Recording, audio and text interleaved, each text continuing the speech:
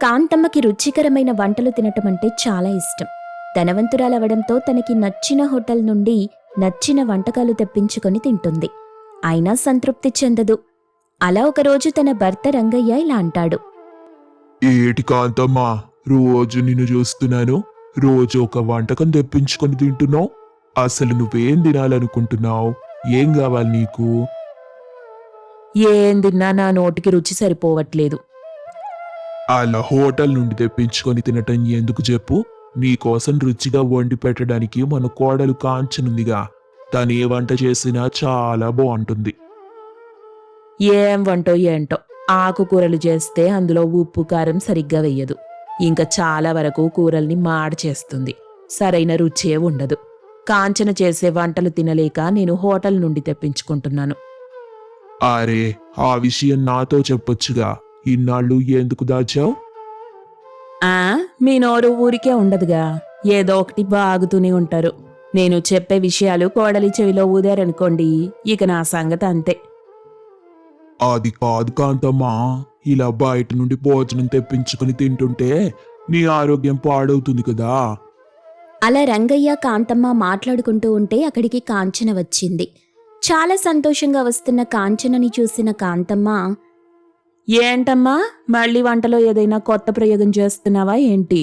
అలా సంతోషపడుతూ వస్తున్నావు? అరే ఏంటత్తయ్య మీరు ఇలా సరదాగా మాట్లాడుతూనే ఉంటారా? సరేగాని మీకోసం నేను వేడి వేడి పాయసం చేశాను. మీకిష్టం కదా? అవునమ్మా, పాయసం అంటే నాకు చాలా ఇష్టం. కోడలెంతో ఆశగా చేసింది. వెళ్ళి తినవే. తింటానండి. అక్కడికి వెళ్తేనే కదా అది పాయసమో పానకమో తెలిసేది. ఈ రోజు నన్ను నువ్వే కాపాడాలి దేవుడా. గోవిందా గోవిందా అనుకుంటూ పాయసం తినడానికి వెళ్తుంది కాంతమ్మ. ఇక గ్లాసు నిండా వేడివేడి పాయసం ఇస్తుంది కాంచన. అది చూడగానే కాంతమ్మకి భయం పట్టుకుంది. ఏంటమ్మా, పాయసమేంటిలా నల్లగా ఉంది? అత్తయ్యా, మీకోసం పాలు తేనె వేసి పాయసం చేశాను. అలాగే అందులో జీడిపప్పు కూడా వేశాను. కాకపోతే పాయసం చేస్తున్నప్పుడు అడుగు కాస్త మాడిందంతే. ఏవండి ఏవండి, తొందరగా ఇలా రండి. ఏంటి అలా అరిచావు? ఏం జరిగిందో ఏంటోనని భయపడి సచ్చాను. ఏంటలా గావు కేక పెట్టావు? ఏమైంది ఇప్పుడు? ఇదిగోండి మన కోడలు ప్రేమగా చేసిన పాయసం, కాస్త తీసుకోండి. నాకిప్పుడే వద్దులేవే, నువ్వు తాగిన తర్వాత తాగుతాలే. అస్సలు ఒప్పుకోను. మీరు పాయసం తాగాకే నేను తాగుతాను. పోనీ మీరే తాగండి మావయ్య, తర్వాత అత్తయ్య పాయసం తాగుతారులే. ఇక గత్యంతరం లేక కాంచన ఇచ్చిన పాయసం తాగాడు రంగయ్య. అలా పాయసం తాగిన కాసేపటికే రంగయ్య కడుపులో గుడగుడ మొదలైంది. ఓరి నాయనో, ఈరోజు నా పని అయిపోయేలా ఉంది కదా తండ్రి. ఏంటండి, నోట్లో నుండి కాకుండా కడుపులో నుండి అరుపులు వినిపిస్తున్నాయి? నువ్వు ఆగవే తల్లి, మీ ప్రయోగాలకు నేను బలైపోతున్నా అంటూ పరుగు పరుగున వాష్రూమ్కెళ్ళాడు. అక్కడికెళ్లిన తరువాత కాసేపటికి నీరసంగా మారి బయటకొస్తాడు. తన భార్య కాంతమ్మ మొహం చూసి వెంటనే మరోసారి వాష్రూమ్కెళ్ళి తలుపేసుకుంటాడు. అలా వెళ్ళటం రావటం అది చూసిన కాంతమ్మ, అమ్మా కాంచనా, నీ పాయసం చాలా బావున్నట్టుంది. అందుకే మావయ్య పరిస్థితి ఇలా తయారైంది. అత్తయ్యా, మీరు రుచి చూడలేదు కదా? వద్దమ్మా వద్దు. మీ మావయ్యలాగా పరిగెత్తడానికి నాకు ఓపిక లేదు తల్లి. సరే అత్తయ్యా, ఇవాళ ఏం వంట చేయను మరి? వంటేం చేయకమ్మా, ఈరోజు నేను బయట నుండి భోజనం తెప్పించుకుంటాలే. అలా కాంతమ్మ ఆ రోజు కూడా బయట నుండే వంటలు తెప్పించుకుంది. ఇక అన్నీ ముందర పెట్టుకుని తింటుండగా కాంతమ్మకి పక్కింటి నుండి అద్భుతమైన వాసనొస్తుంది. పక్కింటి వంటగది నుండి వచ్చే వాసనకు కాంతమ్మ తనను తానే మైమరచిపోతుంది. ఏవండి, నేను పక్కింటి వరకు వెళ్ళొస్తాను. కాంచనడిగితే పని మీద బయటికెళ్ళానని చెప్పండి. అట్టాగేలేవే, ఎల్లిరా. వచ్చేటప్పుడు నా కోసం తినడానికి ఏదైనా తీసుకురా. అబ్బా, తెస్తాన్లేండి. అలా కాంతమ్మ పక్కింటికొస్తుంది. అక్కడికొచ్చి చూడగా గుమగుమలాడే వంటకాలన్నీ సిద్ధంగా ఉంటాయి. ఆ ఇంటి కోడలు రమ్య తన అత్త వసంతకి వడ్డిస్తూ ఉంది. అత్తయ్యా, ఇంకొంచెం వేసుకోండి, ఇది చాలా బాగుంటుంది చూడండి. అబ్బా చాలమ్మా, ఇంకా ఎక్కువగా తినలేకపోతున్నాను. తినండి అత్తయ్యా, మీకోసమే ఇవన్నీ చేశాను. అలా తినకుండా ఉంటే ఎలా? పక్కింటి అత్త కోడళ్ళని చూసి చాలా సంతోషించింది కాంతమ్మ. ఇక వాళ్ల వద్దకి వెళ్ళగానే వసంత బాగా మాట్లాడుతుంది. సమయానికొచ్చావు కాంతమ్మా, నా కోడలు వేడివేడి వంటలు చేసింది, కాస్త తిను. అరే, నేనిప్పుడే ఇంటి దగ్గర తినొస్తున్నానే. పర్వాలేదులే, ఇంకోసారి తినొచ్చు కదా. ఏవండి, నేను పల్లెటూరి రకంగా వంటలు చేస్తాను, మీకు పర్వాలేదా? అయ్యో పర్వాలేదమ్మా, ఎందుకలా అడుగుతున్నావు? అంటే మీరు ధనవంతులని మా అత్తయ్య చెప్పింది. మీరన్నీ ఖరీదైన వంటలే తింటారంట కదా. అరే, ఏం తిన్నా ఎలాంటివి తిన్నా అవన్నీ చేరేది కడుపులోకే కదమ్మా. చాలా బాగా చెప్పావు కాంతమ్మా. నా కోడలు పల్లెటూరి నుండొచ్చింది. తనకి పల్లెటూరి రకంగా వంటలు చేయడం అంటే చాలా ఇష్టం. నువ్వోసారి నా కోడలి వంట తిన్నావంటే మళ్ళీ మళ్ళీ తినాలంటావు. అలా ఉంటాయి రమ్య చేసే వంటలు. అవునా, అయితే ఒకసారి తినాల్సిందే. ఇదిగో వడ్డిస్తున్నాను, తినండి అంటూ రమ్య వడ్డించింది. ఇక కాంతమ్మ యుద్ధానికి వెళ్లే సైనికుడిలా కూర్చొని తినటం మొదలెట్టింది. రమ్య అలా వడ్డిస్తూ ఉంటే కాంతమ్మ ఎవ్వర్నీ లెక్క చేయకుండా తింటూనే ఉంటుంది. కాంతమ్మని చూసి వసంత, రమ్యలు ఆశ్చర్యపోతారు. అయోమయంగా ఒకరి ముఖాలొకరు చూసుకుంటారు. అదేంటి కాంతమ్మా, ఇందాకే తిన్నానన్నావు, మళ్ళీ ఇలా తింటున్నావేంటి? అంటే మీ ఇంట్లో తింటున్నానని మీకప్పుడే అలసైపోయానా? ఇక నేనెళ్తాను, మా ఇంటికి వెళ్ళిపోతాను. అయ్యయ్యో, మా అత్తయ్య తమాషాకలా అన్నారండి, మీరు తినండి. అలా రమ్య కొసరి కొసరి వడ్డిస్తుంటే కాంతమ్మ కడుపు నిండా తింటుంది. ఇక సంతృప్తిగా తిన్న తరువాత తన ఇంటికి చేరుకుంది. కాంతమ్మ మొహంలో ఏదో తెలియని ఆనందం, ఏదో సాధించాననే తపన రంగయ్యకు కనిపించాయి. ఏంటే హుషారుగా ఉన్నావు, బాగా తిన్నట్టున్నావు, నా గురించి మర్చిపోయావా ఏంటి? అయ్యో మర్చిపోయానండి, క్షమించండి. ఈసారెళ్ళినప్పుడు మీకు కూడా తీసుకొస్తాలే. ఇంతకీ ఏం తిన్నావేంటి? ఏవండి, ఆ పక్కింటి కోడలు వంటలు అదరగొడుతుంది. ఆహా, ఏం రుచి ఏం రుచి, మరచిపోయి తిన్నాననుకోండి. నాకైతే చాలా బాగా నచ్చాయి. అయితే ఇకపై రోజు హోటల్ భోజనం తినవనుకుంటా. ఇక అస్సలు తినను. కాంతమ్మ, రంగయ్య మాట్లాడుకుంటూ ఉంటే అక్కడికి కాంచన వచ్చింది. వస్తూ వస్తూ ఒక పళ్ళెంలో బిర్యానీ తీసుకొచ్చింది. ఆ బిర్యానీ నల్లగా ఉంది. అది చూసిన కాంతమ్మ, ఏంటమ్మా, ఈరోజు కాస్త వెరైటీగా బొగ్గులతో బిర్యానీ వండినట్టున్నావు? అరే ఊరుకోండత్తయ్యా, మీరు మీ చమత్కారం. ఇదిగో మీకోసమే బిర్యానీ చేసుకొచ్చాను. వద్దమ్మా, నేనీ రోజు నుండి ఒక పూట మాత్రమే తినాలనుకుంటున్నాను. మీ మావయ్యకి కావాలంటే పెట్టు. ఓరి దేవుడో, నన్ను తగిలించావేంటే నువ్వు? అమ్మా కాంచన, నేనిందాకే 2 లీటర్ల నీళ్లు తాగేశాను. ఇక తినలేను. నువ్వు వంట చేసినప్పుడంతా నేనలా 2 లీటర్ల నీళ్లు తాగేస్తుంటాను. అదొక రకం వ్రతంలే. ఏంటి మావయ్య, మీరు కూడా ఇలా చేస్తున్నారు? సర్లేండి, ఆ వ్రతమేదో అయ్యాక చెప్పండి, మీకొక కొత్త వంటకం చేసి పెడతాను. నాకు తెలిసి నేను చచ్చే ముందు రోజు వరకు ఆ వ్రతం చేస్తాననుకుంటానమ్మా. అంతవరకు నువ్వు నా కోసం కొత్త వంటకం చేయాల్సిన పని లేదులే. ఇక నువ్వెళ్ళు. అలా రంగయ్య, కాంతమ్మలు తమ కోడలు కాంచన చేసే వంటలకి భయపడిపోయారు. ఇక కాంతమ్మ మాత్రం రోజూ పక్కింటికి వెళ్లి పక్కింటి కోడలు రమ్యతో స్నేహం చేయటం మొదలెట్టింది. అమ్మా రమ్య, ఇవాళేమొండుతున్నావు? ఈరోజు నేను గుత్తి వంకాయ కూర వండుతున్నాను, అలాగే ముద్దపప్పు కూడా చేస్తాను. హబ్బబ్బబ్బబ్బా, ఆ ముద్దపప్పులోకి కాస్త నెయ్యి వేసుకొని ఆవకాయ వేసుకొని తింటుంటే భలే ఉంటుందనుకో. చాలా రోజులైందలా తిని. తొందరగా చెయ్యమ్మా, నేను తిని వెళ్తాను. కాంతమ్మా, ఏంటి ఈ మధ్య నీ కోడలితో కాకుండా నా కోడలితో ఎక్కువ సమయం ఉంటున్నావు? తనకా మాటలు ఈ మాటలు చెప్పి నాపై ఉసిగొలుపుతున్నావా ఏంటి?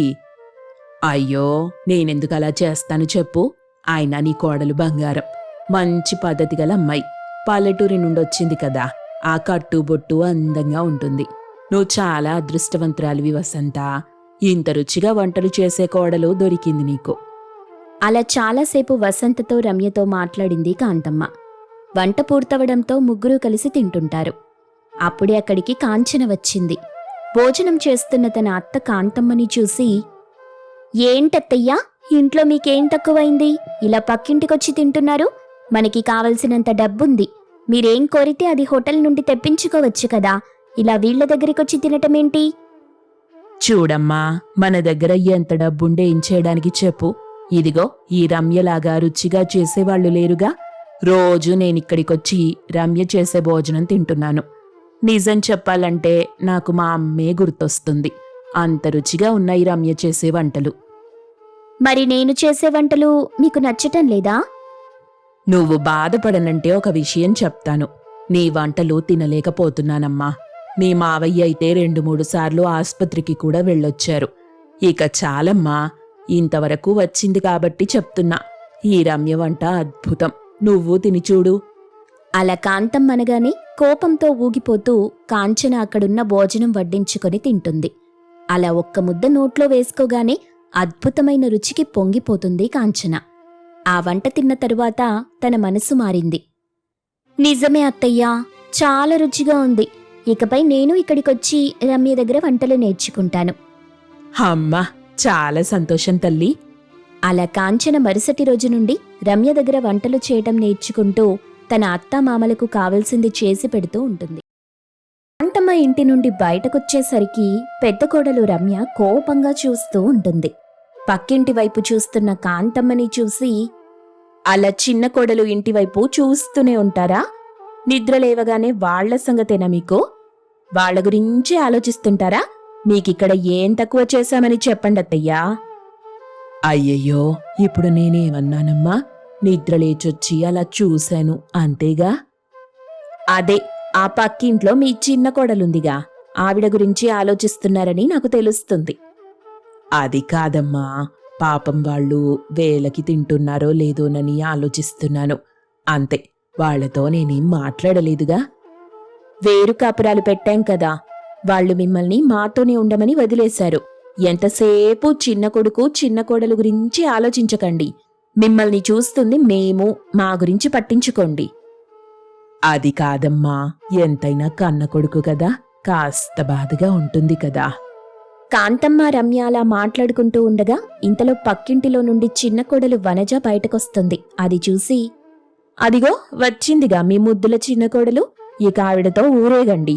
నీకెంత చేసినా లాభం లేదు. అలా మాట్లాడకమ్మా, అవతల వనజ వింటే బాధపడుతుంది. అలా కాంతమ్మతో మాట్లాడి అక్కడి నుండి వెళ్ళిపోతుంది రమ్య. ఇక రెండిళ్లకు మధ్యలో ఉన్న గోడ దగ్గరికి కాంతమ్మ వనజలు వస్తారు. తన అత్త కాంతమ్మని చూసిన వనజ, ఏంటత్తయ్యా, తిన్నారా లేదా? మిమ్మల్ని అలా వదిలేసి ఎలా తినమంటావమ్మా? నాకు మనసులా వస్తుంది చెప్పు. అత్తయ్యా, అలా అనకండి.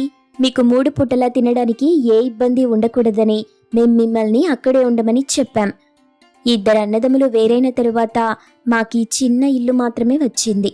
ఈ ఇల్లు కూడా వర్షం వస్తే కూలిపోవడానికి సిద్ధంగా ఉంది. అందుకే ఇక్కడుంటే మీకెక్కడ ఇబ్బంది కలుగుతుందేమోనని భయపడి మనసు చంపుకొని వాళ్ల దగ్గరికే మిమ్మల్ని పంపించేశామత్తయ్యా. మీరక్కడికెళ్ళి తినకపోతే ఎలా? మేం చేసిందంతా వృధా అయిపోతుంది కదా. అలా వనజ అనగానే కాంతమ్మ కన్నీళ్లు పెట్టుకుని బాధపడుతుంది. ఆ రమ్యకు డబ్బు గర్వం ఎక్కువ, నువ్వేమో పేదదానివి. 2 కొడుకులు దూరమైపాయే. వాళ్ళని చూస్తుంటే నాకీ బతుకు మీదే విరక్తి కలుగుతుందమ్మా. ఏం చెయ్యాలో అర్థం కావట్లేదు. నేను చచ్చినా బాగుండేది. అయ్యో అత్తయ్యా, మీరలా బాధపడకండి. అన్నీ మారిపోతాయి. పరిస్థితులు బాలేనప్పుడు మనమేం చెయ్యలేం కదా. మీరు తినడానికి ఏమైనా చేసుకున్నారా లేదా? మీకు తెలిసిందే కదత్తయ్యా, ఆయనకి డబ్బులొచ్చేది అంతంత మాత్రమే. ఇప్పుడు మాకున్న డబ్బుతో మేం ఒంటిపూట మాత్రమే తింటున్నాం. కొన్ని రోజుల తరువాత అన్ని పరిస్థితులు మారతాయిలేండి. అంతవరకు ఓపికగా ఉండాలి. నేను అదే కోరుకుంటున్నాను తల్లి. మీరు బాగుంటే చూడాలనుంది. ఇంతకీ వాడెక్కడికెళ్ళాడు? ఏదో పని మీద పొరుగురికి వెళ్ళాడత్తయ్యా, రాత్రికొచ్చేస్తారు కాసేపు ఇక్కడే ఉండమ్మా, నేనిప్పుడే వస్తాను అని కాంతమ్మ ఇంట్లోకెళ్ళింది. ఇంట్లోకి వెళ్ళగానే రమ్య ఎక్కడికో బయలుదేరుతూ ఉంది. ఏంటత్తయ్యా, మీ కోడలితో మాట్లాడడం పూర్తయిందా? వాళ్ళని చూశారుగా, ఇక మీరు ప్రశాంతంగా ఉంటారులే. అయినా మేమేమైపోతే మీకేంటి? మీ కోడలు చిన్న కొడుకు బావుంటే చాలు కదా మీకు. అమ్మా నాకు కాస్త ఆకలిగా ఉంది, నేనెళ్ళి తినొచ్చా? వెళ్ళండి, అదిగో అన్నీ సిద్ధంగానే ఉన్నాయి, వెళ్ళి తినండి అత్తయ్యా. అలా కాంతమ్మకి చెప్పి రమ్య బయలుదేరి వెళ్ళింది. రమ్య బయటకి వెళ్ళగానే కాంతమ్మ అక్కడున్న ఆహార పదార్థాలు తీసుకుని గోడ పక్కన తన చిన్న కోడలు వనజకి తీసుకెళ్లి ఇస్తుంది. వద్దత్తయ్యా, నాకు తాగడానికి గంజుంది, ఈ పూటకది చాలు, రాత్రికి మా ఆయన ఏదోకటి తీసుకొస్తాడు. ముందుది తీసుకోమ్మా, కాస్త తిను. తినే విషయంలో మొహమాట పడకూడదు, దేని గురించి ఆలోచించకూడదు. ముందు నువ్వు తిను. సరే అత్తయ్యా, ఇలా ఇవ్వండి. అలా వనజ తీసుకుంటూ ఉండగా అక్కడికొచ్చిన రమ్య వాళ్ళని చూసేస్తుంది. కోపంతో ఊగిపోతుంది. తన సూటిపోటి మాటలతో వనజని అవమానిస్తుంది. వేరు కాపురం పెట్టినా కూడా ఇంకా బుద్ధి రాలేదు. ఏం మనిషిలో ఏంటో, కాస్తైనా సిగ్గనేదుండాలి. ఏదో పౌరుషంగా మాట్లాడటం మాత్రం కాదు, మా ఇంటి వస్తువులు కూడా తీసుకునేదానికి అర్హతుండాలి. అమ్మాయి రమ్య, ఏంటా మాటలు? మీరూరుకోండత్తయ్యా, మీరంటే పెద్దవారు, ఇంటి బయట నిల్చొని ఉండే బిచ్చగాళ్ళకి దానం చేయటం మీ సంస్కారం. కనీసం వాళ్లకైనా బుద్ధుండాలిగా, మొహమాటం లేకుండా ఇచ్చింది తీసుకుంటున్నారు. చిచ్చి, ఏం మనిషిలో ఏంటో. అత్తయ్యా, నేనప్పుడే చెప్పాను కదా, ఇది వద్దన్నాను. ఇప్పుడు చూడండి ఎన్నేసి మాటలంటుంది. ఇది నాకొద్దత్తయ్యా, వద్దు అంటూ వనజ తన అత్తయ్యకి అన్నీ ఇచ్చేసి అక్కడి నుండి ఏడుస్తూ ఇంట్లోకెళ్ళిపోయింది. ఇంట్లోకి వెళ్లిన వనజని చూసి, చూసారా అత్తయ్య దాని పొగరు? తిండికి గతిలేదు గాని పౌరుషానికేం తక్కువ లేదు. ఇక మీరింట్లోకి రండి, అక్కడ అస్సలుండకండి అంటూ రమ్య మొహం తిప్పుకుంటూ ఇంట్లోకెళ్ళింది. ఇక 2 రోజుల తరువాత వనజ భర్త రాంబాబు ఇంటికొస్తాడు. భర్తని చూసి ఆనందిస్తుంది వనజ. ఏవండి, ఇకపై మీరెక్కడికి వెళ్ళకండి. మీరు లేనప్పుడు నేను ఒంటరిదాన్నైపోయినట్టనిపిస్తుంది. నాకేం చెయ్యాలో అర్థం కావట్లేదు. వనజ, ఏమైంది? ఎందుకలా అంటున్నావు? ఎవరైనా ఏమైనా అన్నారా? తన భర్తకి జరిగిందంతా చెప్పింది వనజ. విషయం తెలిసి చాలా బాధపడతాడు రాంబాబు.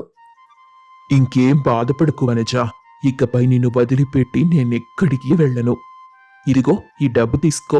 ఈ 2 రోజులు నేను సంపాదించిన డబ్బులే ఇవి. వీటితో నీకు తినడానికి ఏమైనా తీసుకురమ్మంటావా? వద్దండి, ఇప్పుడు తినడానికి వీటిని ఖర్చు చేస్తే మళ్ళీ 2 రోజుల తరువాత పస్తులుండాలి. వీటితో నేను కూరగాయలు పండిస్తాను. దానికోసం కావలసిన విత్తనాలు తీసుకురండి. ఆ, అలాగే వనజ. ఇంతకీ కూరగాయలెక్కడ పండించాలనుకుంటున్నావు? ఇదిగో మనింటి ప్రాంగణంలోనే పండిస్తాను. ఈ చిన్న ప్రదేశం చాలు నాకు. ఈ కొద్ది భాగంలోనే చాలా కూరగాయలు పండించాలనుకుంటున్నాను. సరే వనజ, అలాగే. అలా రాంబాబు తన భార్య చెప్పినట్టుగానే తన వద్ద ఉన్న డబ్బుతో కూరగాయలు పండించడానికి కావలసిన విత్తనాలు తీసుకొస్తాడు. వాటితో వనజ ఇంటి వద్దే భూమిని దున్ని విత్తనాలు చల్లింది. అది చూసి పక్కింట్లో ఉన్న రమ్య, ఇదిగో అత్తయ్యా, చూడండి, రండి, మనింటి పక్కన చెత్త కుప్పలు వేస్తున్నారు. ఏంటో ఈ కంపు, అస్సలు భరించలేకపోతున్నానత్తయ్యా. రమ్య మాటలకి వనజ చాలా బాధపడుతుంది. ఇక రాంబాబు తన భార్యని ఓదారుస్తాడు. అప్పుడే గోడ దగ్గరికొచ్చిన కాంతమ్మ వనజ చేస్తున్న పని చూసి సంతోషిస్తుంది. అమ్మా వనజ, నాకు చాలా సంతోషంగా ఉంది. ఏం చేసినా ఏది చేసినా ఆలోచించి చెయ్యండి. మన పరిస్థితులు బాగోలేవు. అమ్మా, నువ్వేం కంగారు పడకే. వనజ అన్నీ ఆలోచించే చేస్తుంది. అత్తయ్య, ఇంకొన్ని రోజులే మీరక్కడుంటారు. తర్వాత ఇక్కడికొచ్చేయండి. మేం సంపాదించిన తరువాత మిమ్మల్ని బాగా చూసుకుంటాం. వనజ అలా అంటుంటే ఇంట్లో నుండి ఆ మాటలు విన్న రమ్య అక్కడికి కోపంగా వస్తుంది. వచ్చి రాగానే, అంటే ఏంటత్తయ్యా, మిమ్మల్ని ఇక్కడ పీక్కు తింటున్నామా మేము దయ్యాల్లాగా కనిపిస్తున్నామా? ఆ మాట ఎలా అందితను? చూస్తున్నాను కదా అని ఊరుకుంటుంటే ఇష్టం వచ్చినట్టు మాట్లాడుతుంది. అమ్మ రమ్య, అలా అరవకమ్మా. అందరూ మనల్నే చూస్తున్నారు. కొందరు మనల్ని చూసి నవ్వుకుంటున్నారు కూడా. ఇంటి పరువు వీధిలోకి లాగకండి. ఏదైనా ఉంటే ఇంట్లో మాట్లాడుకుందాం, ఇక్కడ కాదు. వామ్మో, అంత నోరేసుకుని అలా అరుస్తున్నారేంటత్తయ్యా? అవునులే, మీ ముద్దుల చిన్న కోడల్ని ఏదైనా అంటే మీకు నచ్చదు కదా. అలా రమ్య కోపంగా బయటికి వెళ్ళిపోయింది. ఇక వనజ మాత్రం అవేం పట్టించుకోకుండా తన పనిదో తను చేసుకుంటూ ఉంది. కొన్ని రోజులలా గడుస్తాయి. కూరగాయలు పండించటం మొదలెడుతుంది. చూస్తుండగానే కొన్ని రోజుల్లో తాజా తాజా కూరగాయలు అమ్మటం ప్రారంభిస్తుంది. ఇదిగో వనజ, అందరూ మనం పండించే తాజా కూరగాయల గురించే మాట్లాడుకుంటున్నారు. ఇదంతా నీ వల్లే. ఏవండి, ఇకపై మనం కూరగాయలమ్మే డబ్బులు పొదుపు చేస్తూనే ఇంటికి అవసరమైనవి తెచ్చుకోవాలి. మనకంటూ ఒక పొలం ఉండాలి. వాటిలో ఇంకా చాలా రకాల కూరగాయలు పండించొచ్చు. అలాగే వనజ, అలాగే చేద్దాం. అలా వనజ, రాంబాబు కష్టపడి కూరగాయలు పండిస్తారు. వాటిని అమ్ముతూ వచ్చిన డబ్బులు పొదుపు చేస్తారు. అలా పొదుపు చేయగా వచ్చిన డబ్బుతో కొన్నాళ్లకు పొలం కొంటారు. పొలంలో ఇంకా ఎక్కువ కూరగాయలు పండించటం మొదలెడతారు. ఇక మరోవైపు పక్కింటి రమ్యకు యాక్సిడెంట్ జరిగింది. ఆపరేషన్ చేయడానికి డబ్బులు కూడా ఉండవు. అలాంటి పరిస్థితుల్లో రమ్య దగ్గరికి వనజ వెళ్తుంది. అక్కా, నిన్నీ పరిస్థితిలో చూస్తుంటే చాలా బాధగా ఉంది. నీ ఆపరేషన్ కోసం డబ్బు ఏర్పాటు చేశాను. నీకిష్టమైతేనే నేను వాటిని నీకు ఖర్చు పెడతాను. అమ్మా వనజ, నేను నిన్ను ఇన్నేసి మాటలంటుంటే నువ్వు మాత్రం నాకు సాయం చేస్తున్నావా? నిజంగా నీది చాలా గొప్ప మనసు. ఇంతకీ మీకు డబ్బెక్కడిది? నీ వ్యాపారం ఇప్పుడిప్పుడే మెరుగుపడుతుందిగా. మేం పొదుపు చేసిన డబ్బుతో పొలం కొన్నాం కదా, ఇప్పుడు ఆ పొలాన్ని అమ్మేశామక్కా. అయ్యో, నా కోసం ఆ పొలం అమ్మేశారా? ఎంత పని చేశారమ్మా! ఆ డబ్బు మీ దగ్గరే ఉంటే ఇంకా ఎక్కువ సంపాదించేవాళ్లు కదా. అక్కా, ఈ లోకంలో ఏదీ శాశ్వతం కాదు. ఆ పొలాన్ని మళ్ళీ సంపాదించుకోవచ్చు, కానీ మనుషుల్ని మళ్ళీ సంపాదించుకోలేం కదా.